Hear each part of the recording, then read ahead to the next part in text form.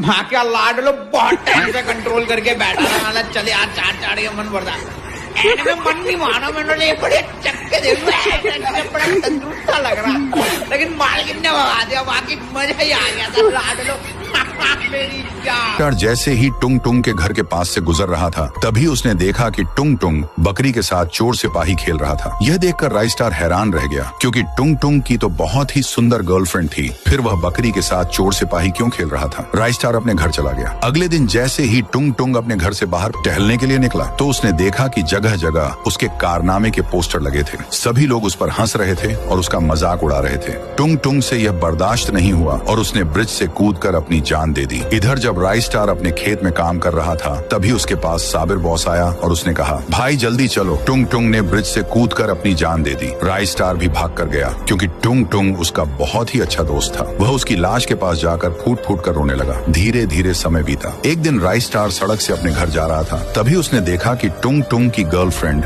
Sabir boss के साथ घूम रही है। राइस्टार को कुछ अजीब लगा। उसी रात राइस्टार टुंग टुंग की कब्र के पास गया। वहाँ जाकर रोते हुए कहा, भाई मुझे पता है तू इतनी गिरी हुई हरकत नहीं कर सकता। तभी वहाँ टुंग टुंग की आत्मा आ गई। उसने रोते हुए कहा, भाई साबिर बॉस बहुत गिरा हुआ इंसान है। वह मेरी गर्लफ्रेंड को बहुत पसंद करता था। उसके पापा प्रेम लोडू बहुत बड़े साइंटिस्ट थे। उसके पापा ने एक ऐसी दवा बना दी थी जिसे सूंघने के बाद आदमी अपने होश में नहीं रहता और न जाने क्या क्या करने लगता है। एक रात जब मैं अपने घर में सो रहा था तब साबिर बॉस मेरे घर में आया और वह दवा डालकर चला गया। सुबह जब मैं उठा तब मुझे खुद भी नहीं पता था कि मैं क्या कर रहा हूँ। उसने मेरी फोटो निकालकर पूरे गाँव में मुझे बदनाम कर दिया और मेरी गर्लफ्रेंड पीहू को भी मेरे खिलाफ भड़का दिया। जिस दिन मैं ब्रिज के ऊपर उदास बैठा था उसी दिन साबिर बॉस पीछे से आया और मुझे धक्का दे दिया जिसके कारण मेरी मौत हो गई। इतना कहकर टुंग टुंग की आत्मा हवा में गायब हो गई। अब राइस्टार को सारी हकीकत का पता चल चुका था। राइस्टार के सिर पर खून सवार हो गया और वह निकल पड़ा सभी से टुंग टुंग की मौत का बदला लेने के लिए। इधर साबिर बॉस का पापा प्रेम लोडू अपने घर में आराम से सो रहा था। राइस्टार उसके पास गया और उसे मौत के घाट उतार दिया। उधर साबिर बॉस भी अपने कमरे में पीहू के साथ रंगरलियां मना रहा था। राइस्टार उसके पास पहुंचा और एक चाकू से उसकी गर्दन काटकर उसे भी मौत के घाट उतार दिया। यह देखकर पीहू रोने लगी और बोली, तुमने इसे क्यों मार दिया? तब राइस्टार ने उसे सारी हकीकत बता दी।